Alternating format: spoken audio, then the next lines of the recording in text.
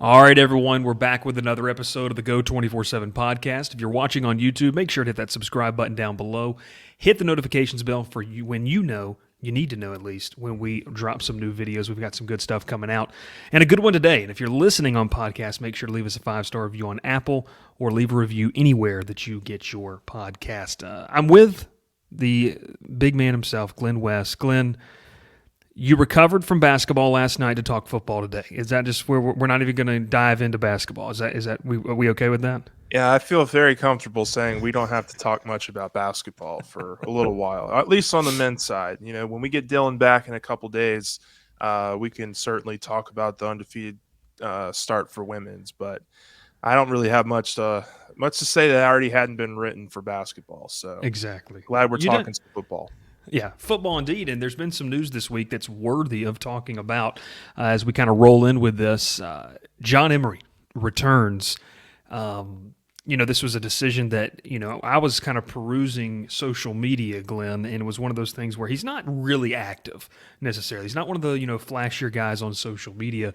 But I know that you and Sonny had pointed to an earlier post in January that might have alluded then what we know now, and it's that he's returned. I know you put up a piece on Thursday, as this podcast is coming out on Friday morning, about the impact on this. But, I mean, this is a really, in my opinion, you cannot have enough horses in the stable, especially in the SEC at the running back position. No, absolutely not. And I think, look, I wrote about it on our site for Thursday. It's all free, so you guys can go check that out whenever you want. But I just think that they're getting their most explosive back, returning for 2023. I think it's, there's not much that needs to be said in terms of Emery's ability to break up, to break plays open. He did it, a number of times. I went into detail on it in the story, but I think at least 5 times he had running rushes or catches of over 20 yards as a rotational piece. Essentially, he was not a featured back by any stretch in this running back room in 2022, and I think there's a lot of avenues there to where he can have some success. Next year, they can continue to expand his role. I really like what Emery's doing here in terms of coming back, and it's another example, I think, of a player who took a little while, I think, to get to buy into this new kind of culture and new foundation that they're building here. He could have made an easy decision and just hopped into the draft and it had good combine numbers and potentially been a late, stash pick for somebody in the draft. But he decided he wanted to come back and he wants to finish this thing off the right way. And I think he made a really, conscious choice to come back and potentially see his role expand next year in an offense that is returning a lot of its foundation. And I think that's another key point here, is that they have a lot of returning pieces on the offensive line. You're expecting those guys to continue to grow together, maybe open up some more running lanes consistently for your backs. That was an area that they kind of did struggle with in 2022. I think everybody who watched last season could see that there was some inconsistencies in the run performance. And when Jaden Daniels is your leading rusher with 900 and some 11 odd touchdowns, I mean, you certainly want to get those backs a little bit more involved, and so Emery's going to be a big part of that. You mentioned returning pieces, and when I look at roster construction, not only at LSU but around college football, Glenn, it's not often you see an entire room come back, and especially in today's age of portal, NIL opportunities. I mean, look, all of these guys that we're going to talk about, when we talk about this room, could be getting time, maybe more significant time, at other programs. What did you see throughout the season? Is this a chemistry thing? Is this group just really tight that says, hey, we're willing to not have, this guy can be the lead back this game. This guy could, go off for 100 plus this game. It doesn't matter. We just want to win. Is that kind of the feeling of this room? Yeah, I think so to some degree. I also think running backs coach Frank Wilson probably played a role in getting Emery back.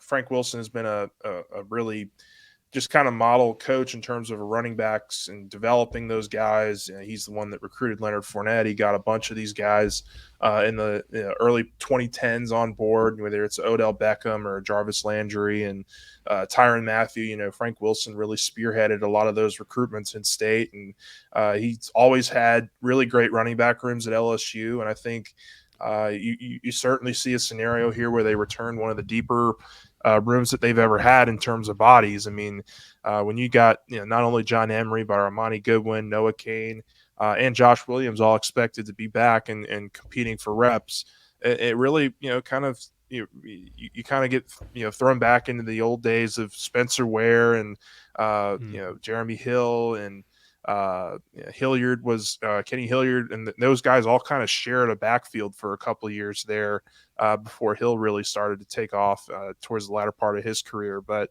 it kind of feels similar to that kind of room in terms of just the number of guys that are probably going to get some snaps and some reps during this next season, and we'll see if they can continue to grow as an offense. And certainly, there's going to need to be a really impact player. I think that you're going to have to watch is Josh Williams. He's going to come in. I think is probably the lead dog, quote unquote, in terms of just guys that they trust. I think he kind of earned that spot last year for LSU, and so. How they fill up those spots around him, those snaps around him with Emery and with Kane and with hopefully a healthy Armani Goodwin is going to be really, really interesting to see. With Emery, I remember his recruitment coming out of high school. I mean, it's never been, Glenn, a question of potential. I mean, this kid was the number one back in the country for several outlets. I mean, this is a guy that has been very, very well documented throughout the high school ranks. But and you can go on the board and you can see for a second, or you can read different clippings, and it's been the inability to protect the football, especially in crucial times, that has plagued him. And I know Sonny said it's time to get out the old foam noodles and just start beating him as he goes through the row of guys, that drill. But what, in your opinion, is the potential of Emery? We saw in glimpses this year. I know you put in the article, I mean, he had 5 plays of 20-plus yards or more this season. I mean, it's a guy with that big play potential. In your opinion, full strength, he's better taking care of the football. What is the potential for John Emery in this offense, you think? Yeah, I think you just kind of hit the nail on the head there, is that if he can take care of the football, he can be a real key piece to this offense and its growth this offseason. I just really you really like the talent there. I think he's proven that he can be a kind of do-it-all back in terms of running out of the backfield and also catching passes back there. How they continue to grow that chemistry between him and Daniels and really all these weapons they have coming back to them is really what these next several months are going to be about. I mean, I remember, kind of after that 2018, between the 2018-19 offseason, I mean, Burrow was with those guys, every day for several hours during school and just building that chemistry because they realized that they had something special coming back. And I'm not saying this team's going to be 2019 LSU offense, but they have potential here to really improve and I think be one of the premier offenses in the country next year. It starts with, the growth up front with the offensive line. I think that's a huge part of all this. But that chemistry and that connection with these weapons is going to be really important, and Emery's definitely going to be a big part of that. And, when you get to the spring, you do run the risk, I think, of probably losing one of these guys. I mean, six backs is a lot of backs to carry, into the fall. You got Trey Holly, who's going to be an early enrollee here. He'll be the 5th scholarship back that they have available to them this spring. And then you also have Caleb Jackson, the Liberty Magnet running back, coming in after the spring session as well. So that's the potential of 6 guys. I mean, you could certainly see them redshirting the freshmen and letting them grow for a year. But I will be very curious to see what happens with this room kind of as the spring session goes. And but there's no doubt that returning all this talent, it sets yourself up for some real market improvement for next year. It does, and we talked about with Sonny in the earlier this week in the podcast about how a full off season of Jaden Daniels knowing the offense, being able to work with these guys. We've talked about receivers in that sense, but even the running backs. I mean, this is going to be something that is going to be. I think we're going to see pay dividends when we get to September, October, and November in the season, which is going to be here before we know it, Glenn. That's for sure. As we kind of flip over, I mean, John Emery's a big addition in the running back room, or I should say, coming back. That's a big thing, but. About 24 hours ago, 2 days ago now, we got a crystal ball kind of in for Omar Spates, a linebacker, former Oregon State, an all Pac-12 selection that was trending towards LSU. Glenn, when you and I were talking right before we started recording today, I mean, it was one of those things where you really would like to feel like it was one of those things where the linebacker position, you'd love to add another body, another guy. And look, if this happens, I mean, I've watched a little bit of Spates' film. He made an official visit to Alabama after going into the portal, then to LSU, kind of a surprise visit there. If this goes LSU's way, I mean, you're not only adding a quality body. I mean, this is a good football player that you're bringing down to Baton Rouge. Yeah, I mean, look, he played for 4 years in the Pac-12. He's got a lot of experience. I think he's racked up over 300 tackles in his career at Oregon State, and he's just a really just polished college football player. And I think the biggest thing that LSU needed, kind of after this big initial wave of transfers and freshmen, was to really reevaluate their roster and kind of, I think, come to the conclusion that they needed another body at the linebacker room. I mean, when you're looking at this room right now as it's constructed, you have Greg Penn returning back as a starter. Harold Perkins is a guy that you're going to throw all over the field. So you'll have him some inside, but you'll have him a lot on the outside as well. That's what Matt House told us after the bowl, or even before the bowl game, is that they're going to use Harold's strengths, and that is getting him into the backfield and disrupting quarterbacks and offenses in the backfield. So with that being in mind, you have West Weeks, who's a returner, and then you have a couple freshmen in Whit Weeks and Christian Brathwaite right now, who are the two freshman signees. I think they have Whit Weeks on campus. I don't believe they have Brathwaite yet, but it's just not a lot of depth right there, and that's not a lot of returning, quality depth that you would hope for in a linebacker room that's hoping to, be a part of a defense that's competing for a championship next year. And so bringing in a veteran guy like Spates would absolutely fill a huge hole there in the middle of that defense. I think he'd be a great, fit next to Greg Penn. And, certainly you hope maybe one of the Weeks brothers or one of these young guys also can prove that they're capable of taking some snaps and getting into the rotation as well. But you certainly feel a lot better about your chances if you're able to land a guy like Spates, because he's a guy who's played a lot of football and has a lot of experience. And two, Glenn, it's one of those things, he can help bridge the knowledge gap. I mean, even though he hasn't played in the system that LSU may run under Matt House, it's one of those things where you bring in a veteran guy. I think he would have 1 year remaining, if I'm correct in that. So we'll have 1 year, whether it's one of the Weeks brothers, whether it's, a guy that we don't know yet, that maybe another, guy they bring in. I mean, this is something where I think that you see it's a plus in either way. I think it allows you to shore up the interior on the defense while also allowing Harold Perkins to do what Harold Perkins does. And you kind of mentioned that. I mean, how beneficial, we don't have to get too much into it, is it to make Harold Perkins and put him in the best spot possible? We saw that this past year. It has to be done. Yeah, absolutely. And look, Matt House is not only the defensive coordinator, he's a linebackers coach. And so him being in that room, I think he knows best what's, kind of what's best suited for Harold. And I think that it's doesn't take a lot of film watch to see that he can get into the backfield like really no other player can. He had just a tremendously special freshman year.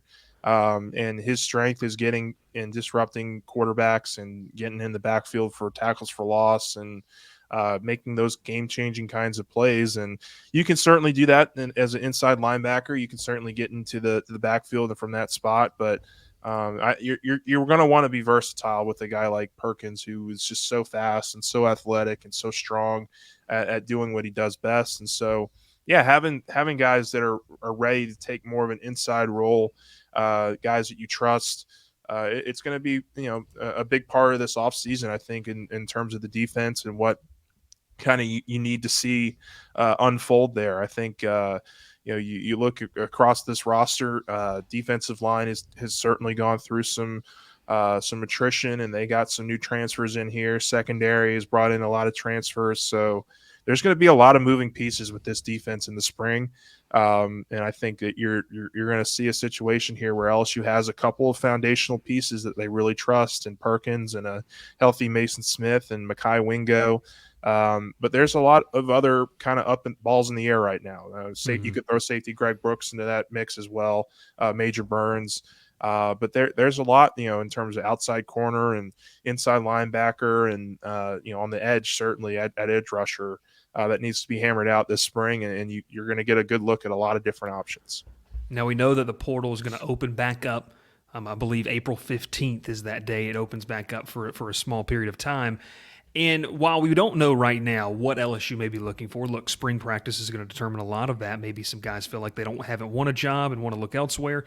But Chris Hummer did a great article that talked about the winners and losers of the portal. And I kind of went into ask this Sonny earlier in the week, and I wanted to ask you the same thing. I mean, look, I don't think that it's a problem that LSU has been aggressive in the portal. I think that they've handled it well.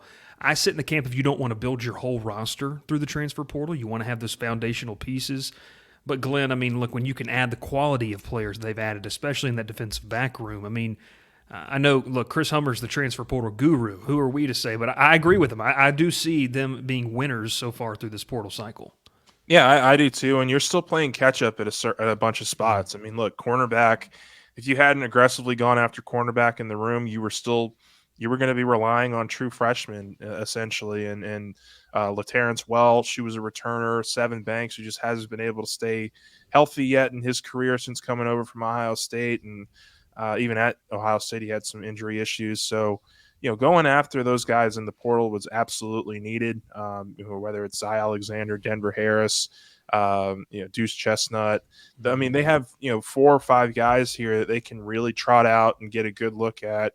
And I like what they did, just because not only do you address a position of need, you also get guys who could be around for a couple of years. That was the problem this last year, is they got a bunch of guys who were going to be gone after this year, and so you had to retool again. And there's nothing wrong with that. It was their first year, and they had to kind of scramble to put together a really good roster. But now you've kind of had a year to evaluate, a year to really look at how you want to build this thing, what you've seen on the field, the types of athletes you need at that position in the SEC. And I think they did a really nice job of filling that out in the secondary. It's going to be really interesting to see which one of those guys really pops. I'm big on Zy Alexander. I think that's just going to be a really underrated move. A guy who could have a really big impact. He's long. He's about 6'3" at the cornerback spot. You just don't see too many of those guys become available. And there were a lot of SEC teams that were going after him. So, it's not just the in-state school that really wanted him and saw that talent. So, I think LSU knocked it out of the park in the secondary, and defensive line, I'm still a little bit uncertain for. I mean, they got Parashan, Braden Swinson, Jalen Lee, just to name a couple. But, I think Ovi, I'm going to butcher this last name. Ovi. I'm just going to call him Ovi from Texas. That's what Sonny and I did. We just said Ovi. OVO, if you want to call him. Yeah. I mean, that was a really nice pickup on the edge. So, again, you're just going to have bodies out there. And I think that's the most important thing for spring, is just getting the guys out there, seeing which ones stick, which ones you think you can rely on heading into the offseason, and kind of building your scheme around that. Yeah, and I love what you said. I mean, look, I get excited about the plug-and-play type of guys that you can bring in. Deuce Chestnut, these guys that have had really good resumes. But, some of these younger guys, that like a guy like Denver Harris, Sonny and I were talking earlier in the week about this, and I'm sure you kind of echo the same thing, is he's not a true freshman anymore. He's got some games under his belt, but there's still a lot of things you can develop him to make him, that 5-star player that he was coming out of high school. And man, I'm with you. Zy Alexander, I think that we could look a year from now, and if we grade the portal, I think he's going to be one of the guys that grades out a little bit higher, because there is a sense that he has a little bit of a chip on his shoulder. Now a chance, he put on tape, hey, I can play, and now all these SEC schools came calling, and then obviously the home state school, who does, that gets you going a little bit too. When you look at this transfer portal, I'll ask you, and I know we don't know, it's interesting to monitor, it's interesting to watch. If you had to pick one position that you'd like to see another addition at pre-spring practice, because we don't know what's going to happen, where would you go with it? And if you don't have anything in mind, where do you think they want to go with it? Yeah, as far as pre-spring's practice, I'm going to kind of go around your question here, but there we go. I mean, I'm going to be looking kind of towards the end of spring practice, and just kind of which guys, which areas maybe suffer a couple injuries, which areas maybe they feel like they need to really stock up and improve on, or could be at risk of losing a guy, after the spring when everything kind of plays out, during that session. And I'm looking at the, running back spot. I think there's certainly a possibility that you lose one, maybe two of those guys. Maybe not two. I would say one, maybe just one after the spring session. And do you want to replace that guy with another portal addition? That certainly could be an option. I think offensive line, you can never have too much help on the offensive line. That was probably the one position that I thought they might hit the portal at pretty hard, but they didn't really add a whole ton of talent, I don't believe, on the offensive line in the transfer portal. They focused really heavily on the freshmen in that respect, and I just think that you can never predict injuries, especially up front in the trenches when those guys are just beating on each other for 60 minutes in a game. They didn't add anybody from the offensive line during this portal cycle, so that could be an option if you find a veteran that enters his name in the portal late, that you could go in there and throw an extra body in. So I think there's some options there. But between now and spring, I don't think you're going to see a lot of tinkering with this roster. I think they filled a lot of needs and that they can feel comfortable with going into the spring. And I think all eyes are obviously going to be on these quarterbacks too, and making sure that Garrett Nussmeier is getting those reps and is feeling like a big part of the future here. That to me is one of the most key things of anything this offseason, is making sure that you hold on to him and that the future still looks really bright for this quarterback room. Yeah, look, and there's other news surrounding a former quarterback that we're not going to dive into because the comments section will let us have it for that. But hey, he's Glen West. I'm Bryce Koon. This has been another edition of the Go 24/7 podcast. If you enjoyed it, we hope you did. Drop us a like down below. Helps us in the algorithm. Make sure to subscribe to the channel, completely free. And if you haven't already, we've got some great stuff coming up, non-basketball related. We're going to keep talking about football. Glenn, we're 29, 28 days out from the start of baseball season as well, which I know fans are really excited for, and you as well. You're excited for. Look, I don't know about you, but there's just something about hearing, the ping of the bat in around February, March that makes me get out of the winter gloom. I don't know about you. Yeah, I mean, just wait until you get down here for a couple of games for Alex Box. I mean, it's a pretty special venue to watch a baseball game, a college baseball game, especially come SEC time. You're gonna get used to the kind of the midweek in February and March kind of games, and you kind of have to get through those to get to the really juicy stuff. But yeah, I mean, look, baseball is going to be really exciting to watch. And yeah, I'm really looking forward. They get started next week with practice and everything, so that's going to be a really fun time. Yeah, and I think you're going to be talking. You're going to have the chance to go up there and talk, and so we're going to have some great content coming out of that as well. Well, we appreciate you tuning in, whether it's audio, you're listening to us on your drive or workout or whatever you might be doing, or watching over on YouTube. Make sure to follow us. Make sure to sign up for us at the Go 24/7, a VIP membership. Look, I'm telling you, you got the money to do it. It's worth it. We would really appreciate that as well, as it continues to support what we do. Thanks so much for tuning in. He's Glen West. I'm Bryce Koon. We'll see you next time.